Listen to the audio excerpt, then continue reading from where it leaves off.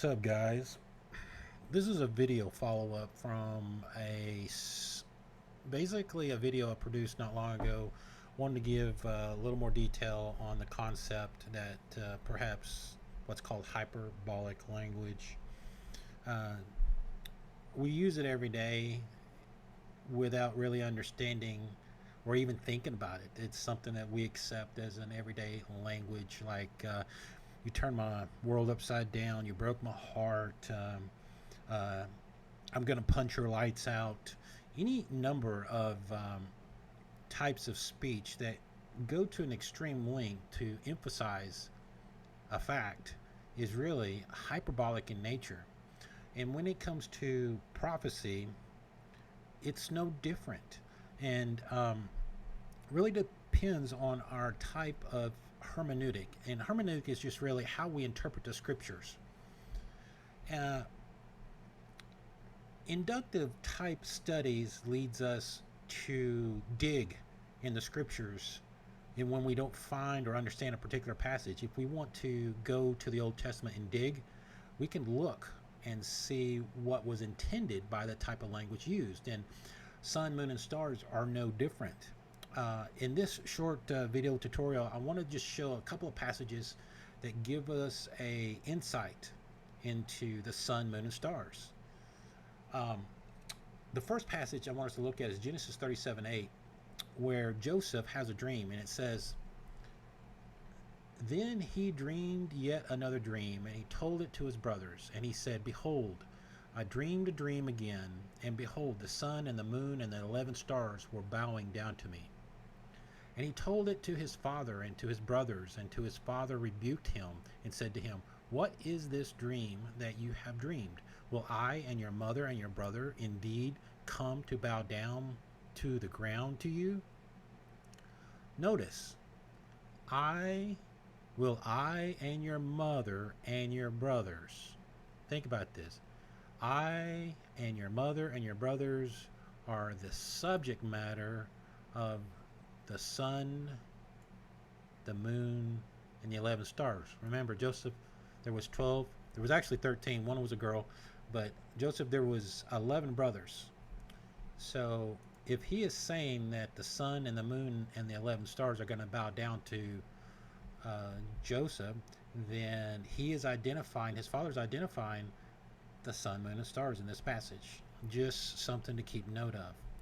So if we want to take that information, move a little further along in passages, let's look at Isaiah 13:9, where God is giving a prophecy of the destruction of Babylon. And here's what it says. And it says, "Look, the day of Yahweh is coming, cruel and wrath and burning of anger, to make the earth a desolation. And he will destroy its sinners from it. For the stars of the heavens and their constellations will not flash forth their light. The sun will keep back when it comes out. The moon will not cause its light to shine. And I will punish the world for its evils, and the wicked for their iniquity. And I will put an end to the pride of the arrogant, and I will bring the haughtiness of tyrants low." So we get an example here in Isaiah 13:9, where God is bringing a judgment on Babylon, and the judgment is fulfilled. And he says that the sun, moon, and stars are not going to shine. So is the sun, moon, and stars a literal understanding that the sun is actually not going to shine and the stars are not going to shine, as if they're going to be destroyed? Or are they a hyperbolic language expression, like a piece of poetry that gives you an understanding in your imagination? Let's go to the next example. Joel 2. Joel 2:10, it says, "Before them the earth quakes, the heavens tremble, and the sun and the moon grow dark, and the stars have withheld their splendor, and Yahweh utters his voice before his army, because he encamps its very large. Strong is the one who carries out his decree, for great is the day of Yahweh exceedingly fearful, who can endure it? This is talking about the day of Yahweh. Now, again, in our modern understanding, we have a tendency to equate the day of the Lord, the last day, always as the last day of human history. But the fact is that the day of the Lord has happened multiple times throughout history, and that we can explore in another study. But in this case, Joel 2 is talking about a particular time in history. Some scholars have identified Joel 2 as sometime around the Babylonian captivity in 589, or 588, or 598, or 701.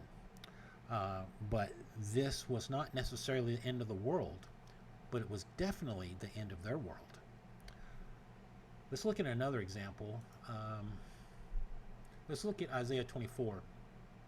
Isaiah 24 and 20 says, "And the full moon will be ashamed, and the sun will be ashamed, for Yahweh of hosts will rule on the Mount Zion, and in Jerusalem, and before his elders in glory." So again, we have a figurative example of the full moon will be ashamed and the sun will be ashamed. In other words, they will not give their light. It's a metaphor of a type of drawing back.